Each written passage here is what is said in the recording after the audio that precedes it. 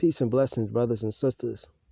So as you see, the title of this video is, was it Elijah or the Lord? Okay, was it Elijah or the Lord? In the book of Isaiah, chapter 66, verse 15 through 16, notice what it says. It says, "For behold, the Lord will come with fire, and with his chariots like a whirlwind, to render his anger with fury, and his rebuke with flames of fire. For by fire and by his sword will the Lord plead with all flesh, and the slain of the Lord shall be many." Right here, brothers and sisters, if you know the story of Elijah, you will say this is talking about Elijah. Didn't Elijah come with fire? Didn't Elijah come with chariots like a whirlwind? Didn't he go up in a whirlwind? Didn't he render his anger with fury and his rebuke with flames of fire? When the captains came unto Elijah and they said, "O man of God, come down," what did Elijah say? He said, "If I be a man of God, let fire come down." The fire came down, and what? It burnt the people up. When he brought all the false prophets together to prove who the true Lord was, what happened? Fire came down and burnt up the sacrifice. And what did he do after the fire came down and burnt up the sacrifice? He took all the false prophets and he killed them. So in verse 16, where it says, "For by fire and by his sword will the Lord plead with all flesh, and the slain of the Lord shall be many." You telling me 450 prophets was not many?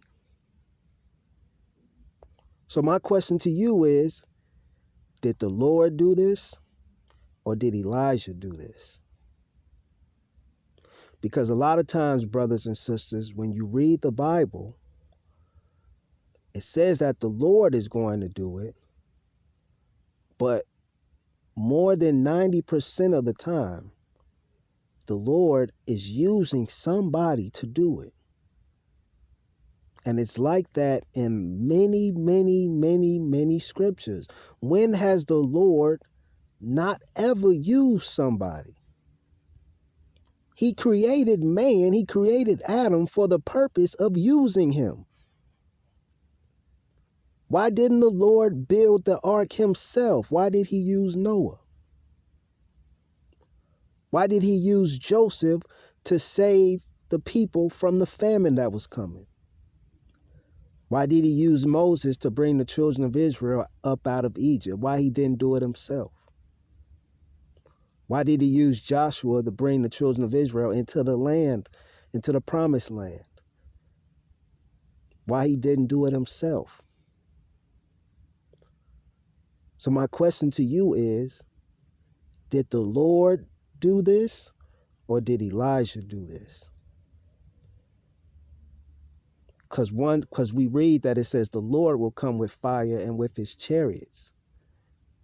But if you know the story of Elijah, you know that this is talking about Elijah.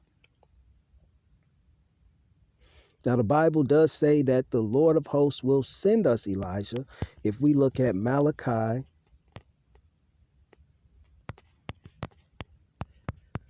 Malachi 4 and 5. Says, "Behold, I will send you Elijah the prophet before the coming of the great and dreadful day of the Lord."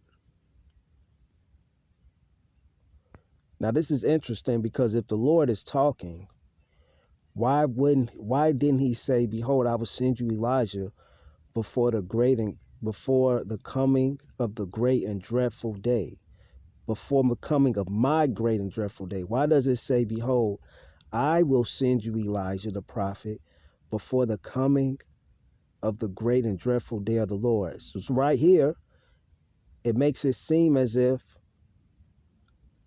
there's three individuals. the one that's talking, okay? Then you have Elijah, then you have the Lord. The Lord wouldn't say the coming of the great and dreadful day of the Lord if he is the Lord, right? He is the Lord. So why is he saying it? Why is he speaking as if that's not himself? You see?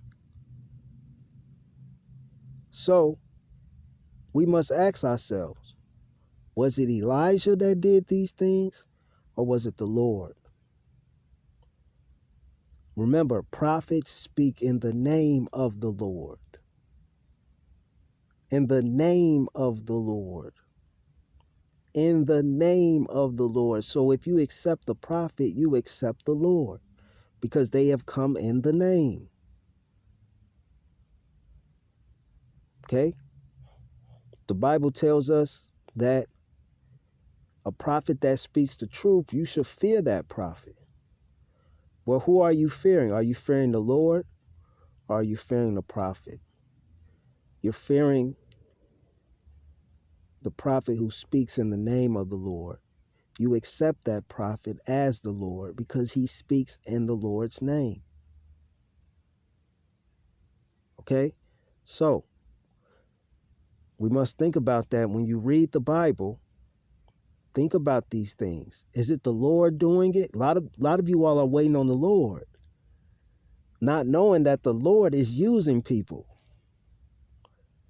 So you're looking for somebody to come out the sky, not knowing that right here on earth, he has his vessels that he's using. So you have to keep that in mind, brothers and sisters.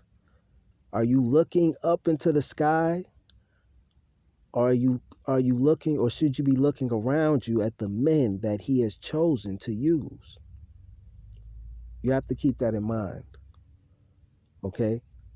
So, until the next time, brothers and sisters, peace.